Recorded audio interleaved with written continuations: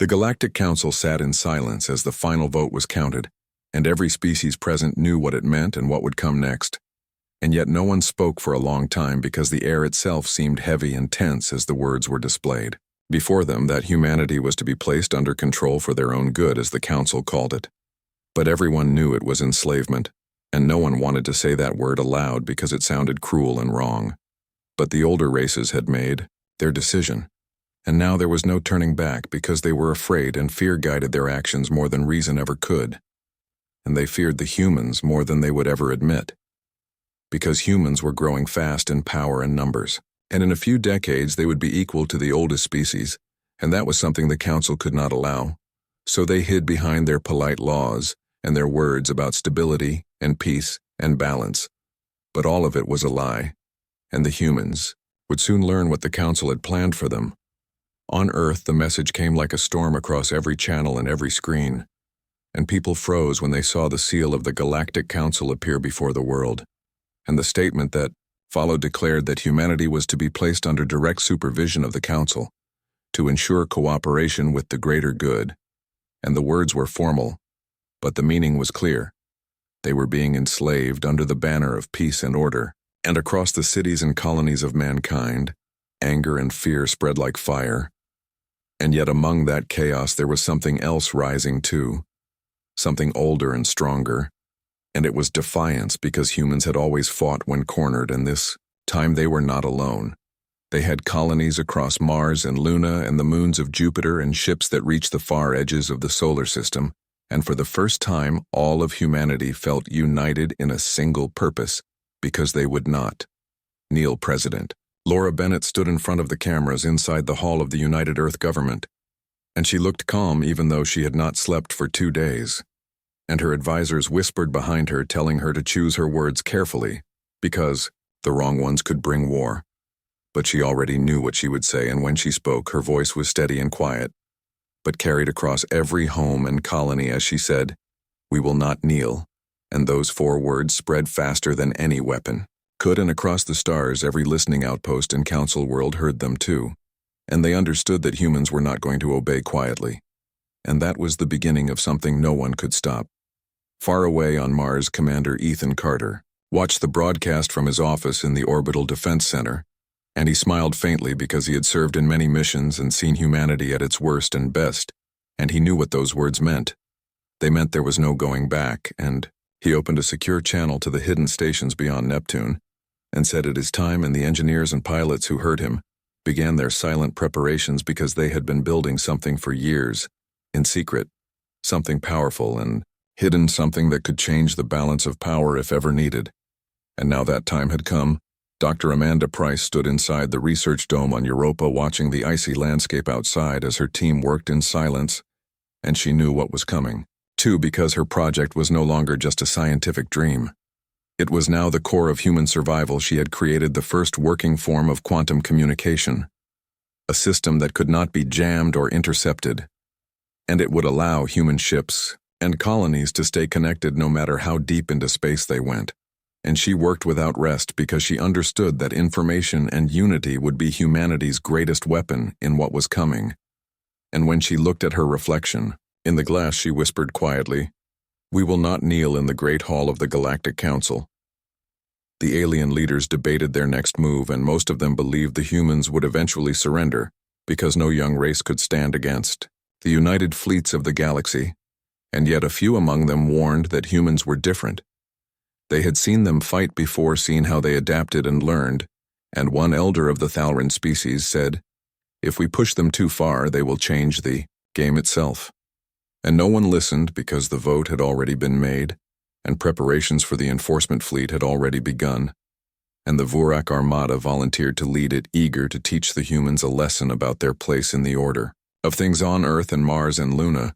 The factories ran without pause, and new ships were built faster than anyone thought possible, and the scientists worked day and night building tools that did not exist before, because humanity had always been quick to create and to turn fear into invention. And the people united behind President Bennett in a way that shocked even their leaders, because for the first time in history there were no divisions between nations or colonies.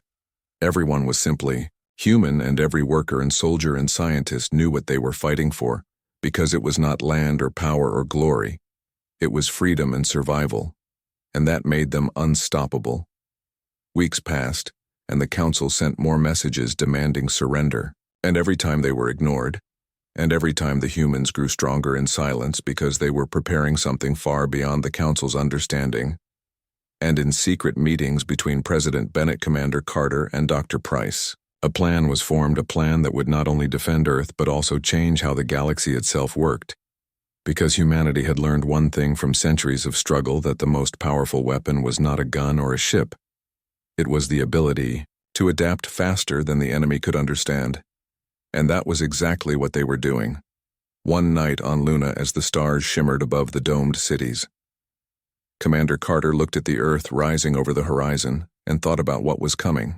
And he knew that when the council fleets arrived, there would be no negotiation and no mercy.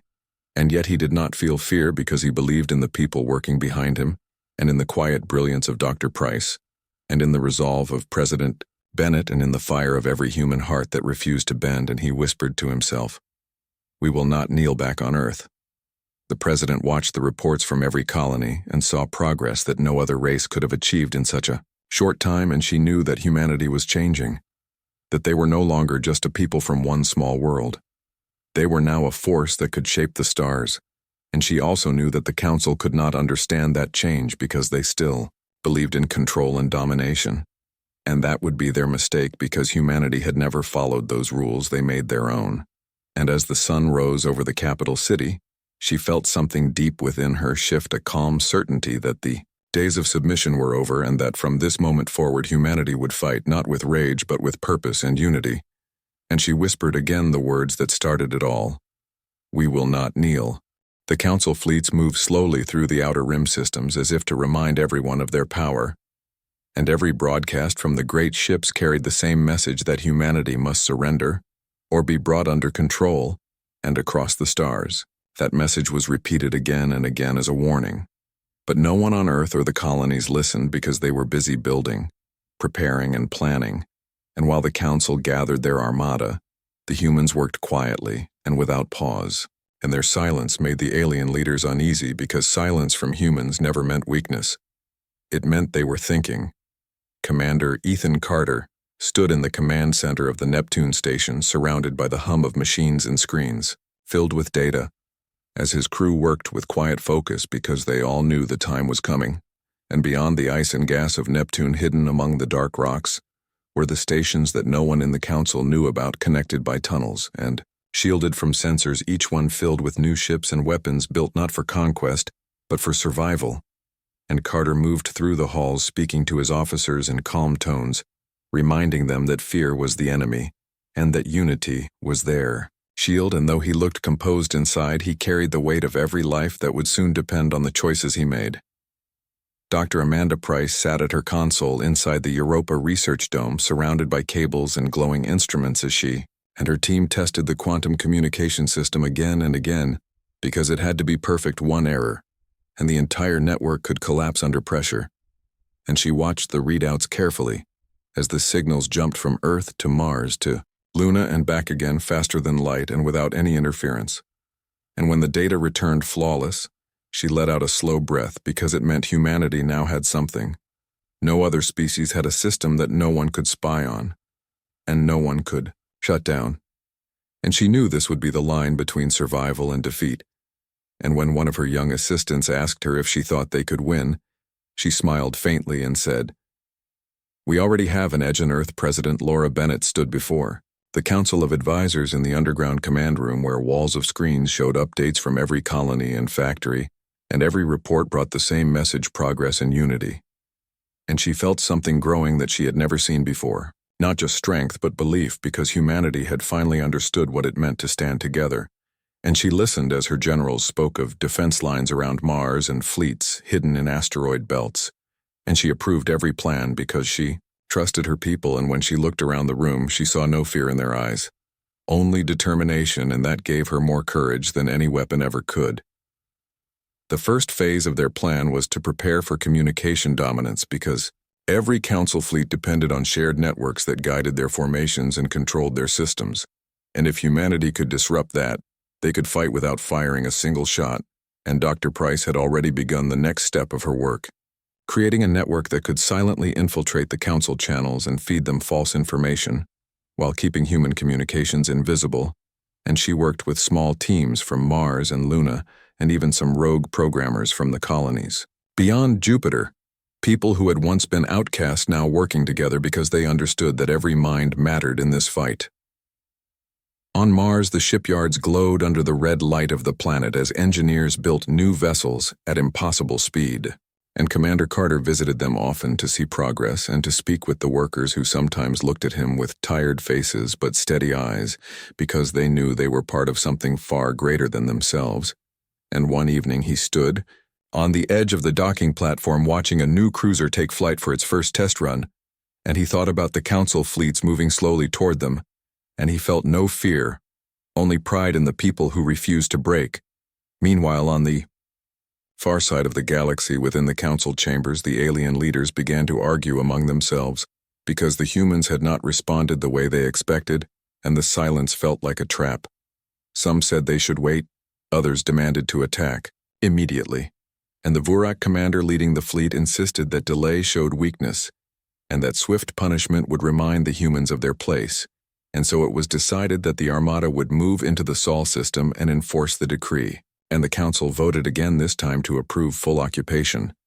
And though many species hesitated, none were brave enough to speak against the decision because fear of humanity had turned into hatred, and hatred was easier than understanding back. On Luna, the quiet hum of the command network filled the underground base as officers watched the signals of the approaching fleets, and every red marker on the screen was another ship moving closer and closer.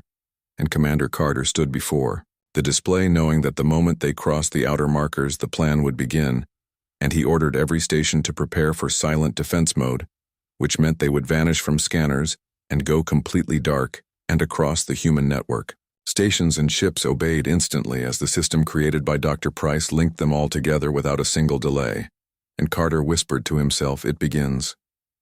President Bennett received the same reports in her war room and listened in silence as her staff described the fleet movement, but she did not order an attack.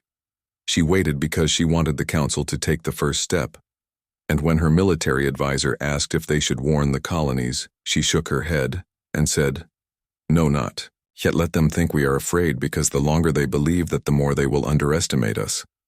And she watched the map as the alien ships crossed into the outer system, and she felt calm, not because the threat was small, but because she trusted her people to be ready.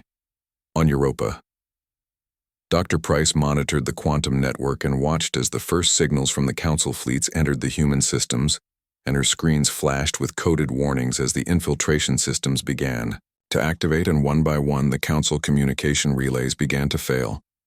Not because they were attacked, but because they were being quietly rewritten. And as the minutes passed, she realized it was working, because the enemy fleets were now receiving false orders and confusing data, and soon their formations began to shift and drift apart. And she smiled softly because the humans had not needed to fire a single shot to make the most powerful armada in the galaxy lose its coordination. Commander Carter watched the same thing unfold from Neptune Station as his officers reported strange patterns in the enemy movements, and he ordered the next phase to begin activating decoy transmissions across the outer system to make the enemy think there were human fleets where none existed. And as the Vurak ships moved to intercept phantom signals, they found nothing but empty space, while real human ships remained hidden and waiting. And Carter knew that the first battle would be fought not with weapons but with deception and intelligence. Hours later, President Bennett received the confirmation that everything was proceeding according to plan, and she allowed herself a rare smile because the council had walked into their trap without realizing it, and she said quietly to her advisors, "The council wanted control, but they have already lost it," and in that moment, she knew that the decision to resist had been right, and that humanity had truly changed, because they no longer saw themselves as weak or outnumbered. They saw themselves as something new, something stronger than anyone expected, and that belief would carry them through whatever came next. The fleets continued to advance, but now they were blind and confused, and within the shadows of the outer system, humanity waited with quiet patience because they knew that the time for words had ended and the time for action had come, and across every world, every ship, and every colony, The same words echoed through hearts and minds. "We will not kneel." The first contact between the human defenses and the Council fleet happened without a single warning because the humans had learned that surprise was their greatest ally. And as the Vurak armada entered the region near Neptune, they found no resistance. Only empty space and drifting signals, and the alien commanders believed the humans had fled. But what they did not know was that humanity had prepared the perfect trap, hidden deep within the shadows of the system. And Commander Ethan Carter stood at his post inside the main control room watching the movement of the enemy fleet as hundreds of holographic markers blinked across the screen, and he waited for the right moment to act, because patience was as powerful as any weapon. Dr. Amanda Price was on Europa, still watching the communication lines she had helped build, and she knew that everything depended on her network holding together under the pressure of battle, because if even one link failed, their entire defense could collapse. And she adjusted the calibration again and again, while her team monitored the interference coming from the Council ships. And when she saw the first signs of confusion in the enemy signals, she smiled, because it meant the quantum network was doing what it was designed to do. It was turning the enemy's strength against them by feeding false information into their systems, so that every command they gave reached the wrong ship at the wrong time, and chaos began to bloom silently through the alien fleet. President Laura Bennett received the first reports of the engagement from her command staff, and though her heart was heavy with the knowledge that lives would soon be lost, she stood tall before her advisors and said, "We will hold," because she knew that fear could not be allowed to spread and across every colony. The same message was transmitted not in words but in tone and in courage, that humanity would not bow.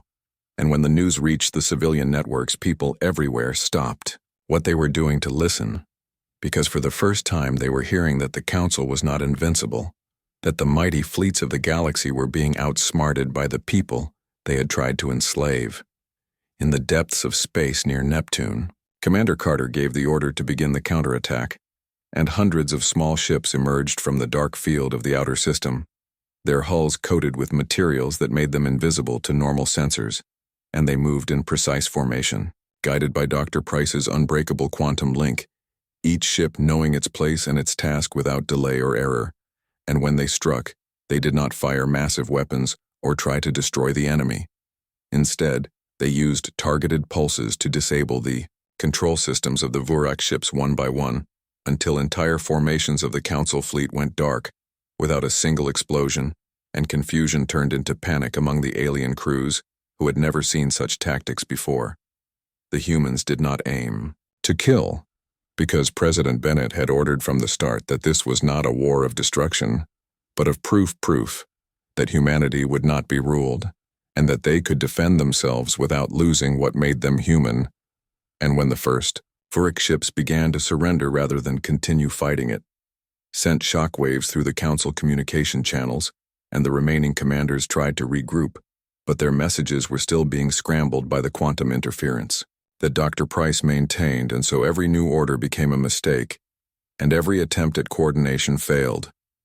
In the Council chamber on the capital world of Thalran Prime, the alien representatives watched in disbelief as live feeds from the front line showed human ships surrounding the most powerful fleet in the galaxy without annihilating it, and some of them began to whisper that perhaps they had made a mistake.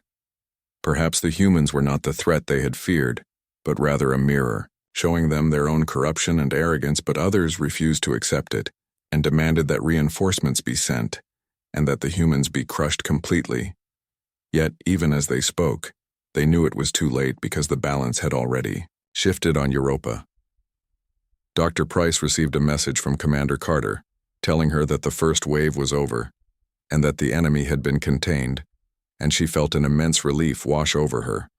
But she did not stop working, because she knew the Council would not give up so easily, and she began to strengthen the encryption on their communication lines, preparing for the next phase of their plan, which would expose the Council's control systems to the galaxy itself. And she thought of the years she had spent working on theories that no one had believed in, and how now those ideas were the shield protecting her people. And she felt pride not for herself, but for what humanity had become: united, clever, and unstoppable. Meanwhile, Commander Carter ordered his ships to stand down and assist the disabled enemy vessels by sending out rescue drones because he believed that mercy was the strongest message they could send. And when the alien crews saw that the humans were saving them, rather than destroying them, they began to question the lies they had been told about the savage nature of Earth, and that doubt spread faster than any weapon could, and soon even the Council soldiers began transmitting signals, asking for negotiations instead of orders, and that moment marked a turning point in history. President Bennett received the reports and she sat quietly for a long time before responding, because she knew that every decision she made would shape not just the future of Earth, but of the entire galaxy, and she finally said, "Send them home and tell the Council that humanity does not seek conquest, but will defend itself if threatened again." And those words were broadcast to every listening post in the galaxy, carried on every frequency, until even the most distant colonies of alien worlds heard them and understood that the age of domination was ending. The Council tried to suppress the news, but the story of their defeat spread through every system, because no one could hide the truth anymore, not with the human communication network now linking half the galaxy. And for the first time, other species began to rise against the corruption that had ruled them for centuries, inspired by the courage of a young race that had refused to kneel. And even among the Council worlds, protests began to grow, calling for the end of the old ways. Dr. Price continued her work, silently strengthening the network and preparing the final phase of the human plan, while Commander Carter began to reorganize the fleets into defensive positions, because he knew the Council would try again, and he refused to be caught unprepared. And President Bennett continued to speak to her people, reminding them that victory was not the end, that they must build something better from it, because the true strength of humanity was not in their ships or their weapons, but in their unity and their belief in freedom. Across the stars, the once mighty Council began to crack as species that had long remained silent found their voices and began to question why they had followed leaders who ruled through fear and control. And in that moment, humanity became something greater than a single race. They became a symbol, and every human, from the smallest child on Earth to the miners on Mars to the scientists on Europa, felt it in their hearts that they had done something no one else had ever dared to do. They had stood against the galaxy and changed its course without conquering it. And as the stars burned quietly above them, one message continued to echo through every corner of space: we will not kneel. The news of the Council defeat at Neptune spread through the galaxy faster than anyone could have imagined, and no amount of censorship could hide the truth, because too many ships had seen what happened, and too many signals had been recorded and shared, and soon even the outer colonies of the Council worlds were whispering that the humans had done the impossible. They had defeated the most powerful fleet without destroying it, and that made the story even more dangerous, because it showed not only power but restraint. And that made people question everything they had believed about the Council and its control over the galaxy. And for the first time in centuries, cracks began to show in the order that had ruled for generations. President Laura Bennett sat in her office watching the feeds from across the human systems, as messages poured in from alien worlds offering cautious congratulations or secret support, and she felt both pride and exhaustion, because she knew this was not over. The Council would not give up its power easily, and she could already sense the next move coming, because power does not fall quietly.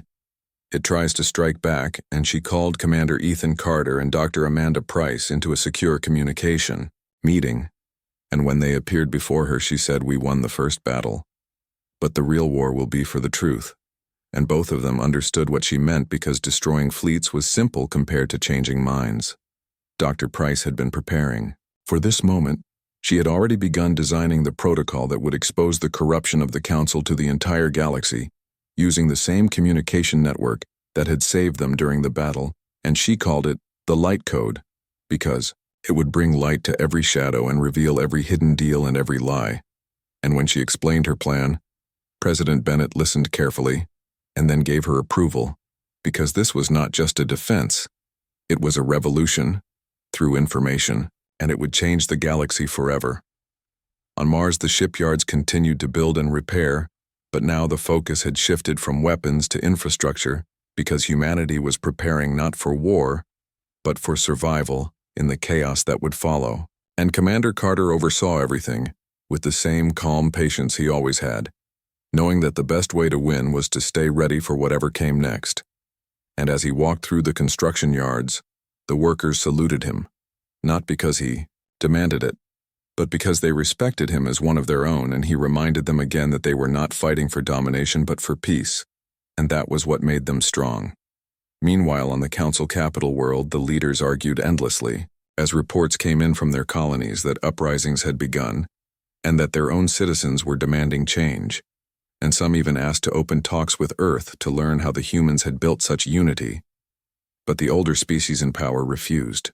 To listen, they blamed one another and ordered new fleets to be built, and their fear grew with every passing day because they were losing control, not to human weapons but to human ideas, and that terrified them more than any battle ever could. Dr. Price worked without rest inside the Europa lab, her team now larger than ever as volunteers from other colonies joined to help her create the light code system.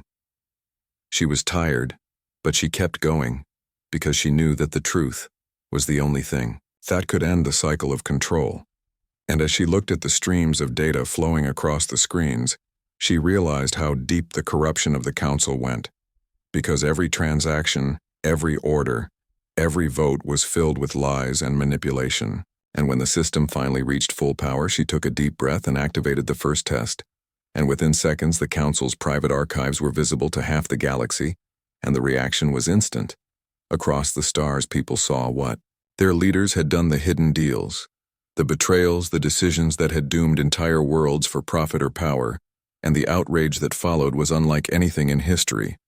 Whole planets declared independence within days, and fleets refused to follow orders, and the Council's command network began to fall apart because no one trusted it anymore. And in that moment, humanity did not need to fire another shot, because the truth had done what no weapon ever could. It had shattered the foundation of the old order. President Bennett addressed the galaxy again, standing before a simple backdrop with the flag of Earth behind her, and she spoke not just to humans, but to every world that could hear her, saying, "We will not be slaves, and we will not be masters. We will build a new way together." And her message spread through the new communication network, reaching worlds that had never before been free to speak. And for the first time, species that had once been enemies began to talk to one another, not through fear, but through hope. And that hope began to grow like a spark into a flame that could not be put out. Commander Carter watched all this unfold from Luna, where he had returned to oversee the defense systems. And though he was proud, he stayed cautious because he knew desperate powers could still strike back, and he ordered his crews to stay alert, and his ships to remain hidden but ready. And one night, as he stood on the observation deck looking at the stars, he realized that they were witnessing the birth of a new galaxy, and that humanity had not just survived, they had changed everything. And he whispered quietly to himself that it had all been worth it. Dr. Price became the symbol of the new era, though. She never wanted fame, and when alien scientists reached out asking to learn from her work, she shared everything freely because she believed that knowledge should never again be used as a tool of control. And soon the Light Code network was being used by hundreds of species to rebuild their governments transparently and to end centuries of corruption and war. And that was the moment when humanity truly earned its place among the stars, not through force but through trust. The Council still existed in name, but it was a shadow of what it had been. Its great halls now half empty, its leaders fleeing one by one as their crimes were exposed, and when the remaining members tried to call for unity, no one listened because the galaxy had moved on, and the people who once bowed now stood upright, speaking with their own voices and building their own futures. And at the heart of this new order stood the humans who had shown them that even a small world could challenge the oldest powers. If it dared to believe in freedom, President Bennett watched the last broadcast from the old council chamber, where the remaining leaders resigned live before the galaxy, and she felt both sorrow and peace, because she understood that even though the system was gone, the work of rebuilding would take generations, but she believed it was worth it because the alternative had been far worse. And when she looked out the window at the sunrise, she thought about how far humanity had come from the day they first heard the word enslavement, and she smiled because they had answered it, not with hatred but with courage. And that had made all the difference. In the quiet after the storm, the humans began to rebuild, not just their cities but their place in the universe and on every world from Earth to Mars to the moons of Jupiter. People planted flags not of conquest but of unity, and every child growing up in that era learned the story of how their ancestors refused to kneel, and how by doing so they had changed the fate of countless worlds. And as the stars shone brighter than ever across the vastness of space, one truth remained clear. Freedom once earned must always be guarded, and humanity would never forget it. Years passed, and the galaxy began to find a strange peace. Though the scars of the old war still remained, and the ruins of the Council's former power stood silent as reminders of what once was, but in their place, new alliances began to form, small groups of worlds working together freely and equally. And among them, humanity had become a respected voice not for its might, but for its honesty and resolve. And even those who had once feared them now looked to Earth as a guide for rebuilding what had been lost not as rulers but as partners. And that made all the difference. President Laura Bennett had grown older, and her hair had turned silver, but her eyes were still sharp, and her mind still clear as she walked through the new capital, complex on Luna, where the new Galactic Assembly had been built not in marble and gold like the old council halls, but in glass and steel, open to the light and filled with voices of every kind. And when she looked at them, she felt something rare and precious hope, because for the first time the galaxy seemed to move with purpose, not through control but through choice. Commander Ethan Carter had retired from the military after decades of service, but he still visited the training academies, where young officers now learned not only tactics and technology but also diplomacy and empathy. And he would tell them stories about the old days, about the first battles and the fear and the courage it took to stand when everyone said, "Surrender." And he would remind them that the true strength of humanity had never been in its weapons but in its will to stand together, even when everything seemed lost. And the cadets listened in silence, because they knew the history was not distant. It was written in their lives. Dr. Amanda Price had become one of the most influential scientists in the galaxy. Though she never saw herself that way, she continued to work on the light code system, expanding it into new networks that linked worlds not just politically but culturally and educationally. And now children from dozens of planets learned from one another through shared systems that she had built. And she often smiled when she saw messages from young students of alien worlds thanking her for making them feel part of something bigger, because that had been her dream from the beginning, to make knowledge free for all, and to ensure no one would ever be kept in darkness again. The new Galactic Assembly was different from the old Council. In every way, its members rotated by free election, and every world, no matter how small, had an equal voice. And while disagreements still happened, they were settled through open debate, not secret deals, and humanity often took the role of mediator, helping others find balance and fairness. And when disputes arose, people remembered the lessons of Earth, that freedom without justice was fragile, and justice without truth was hollow. And those ideas slowly spread until they became the foundation of the new order that rose from the ashes of the old one day. President Bennett received a message from the last surviving members of the former council, asking to meet not to demand or threaten but to speak. And though many advised her not to trust them, she agreed because she believed reconciliation was the final step toward real peace. And when they met on a neutral station orbiting a distant sun, the old leaders looked tired and broken, and they told her they had come not to return to power, but to apologize for what they had done, for the arrogance and the cruelty that had nearly destroyed everything. And she listened quietly, and then simply said that forgiveness could not erase what was done, but understanding could stop it from happening again. And with that, they parted not as enemies but as people who had finally learned. As years went on, humanity continued to grow outward, not as conquerors but as explorers, and new ships carried the flag of the United Systems into the unknown, reaching beyond the old mapped stars and finding worlds untouched by the Council where life waited in strange and beautiful forms. And each discovery reminded them why they had fought to stay free, because the universe was vast and full of wonders, and it deserved to be shared, not ruled. And young men and women volunteered eagerly to join these new journeys, dreaming not of glory but of connection. Commander Carter came out of retirement once more for one final mission when the first interstellar expedition beyond the edge of the known galaxy was launched, and he stood at the bridge of the ship Horizon. As it prepared to depart, he looked at his crew. humans and aliens working side by side. And he felt proud because this was what they had been fighting for, not victory but unity. And as the engines roared to life, he smiled and said quietly to himself that this time they were not going to war. They were going to find what waited beyond the stars. Dr. Price watched the launch from Earth, on the big screen surrounded by students and scientists from across the galaxy, and when the ship disappeared into the dark, she felt tears in her eyes because it symbolized everything they had achieved, and she thought about how once they had been on the edge of extinction, and now they were leading the way into the unknown with trust and curiosity instead of fear. And when a small child beside her asked if they would find new friends out there, she smiled and said yes, because humanity always finds friends when it leads with hope.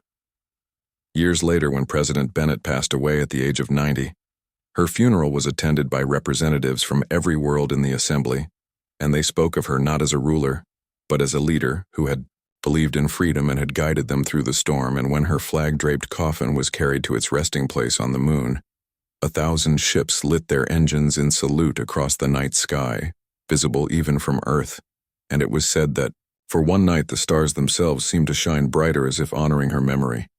In time, the history of those years became legend, and children of all races learned about how the Council had tried to enslave humanity, and how humanity had answered, by changing the game and bringing freedom to all. And they told the story not as one of war, but of courage, of standing against injustice, and choosing to be better. And every time it was told, it reminded them that power means nothing without compassion, and that even the smallest world can make the greatest difference if it stands for what is right. As the ship Horizon sent back its first signal from a distant galaxy, decades later, the message was simple. It said, "We are not alone, and we come in." Peace in that message was received by a galaxy no longer divided, but united by choice and by faith in one another. And in that moment, it became clear that humanity's greatest victory had never been in defeating an enemy, but in proving that, even in the darkest times, the light of freedom could shine across the stars forever.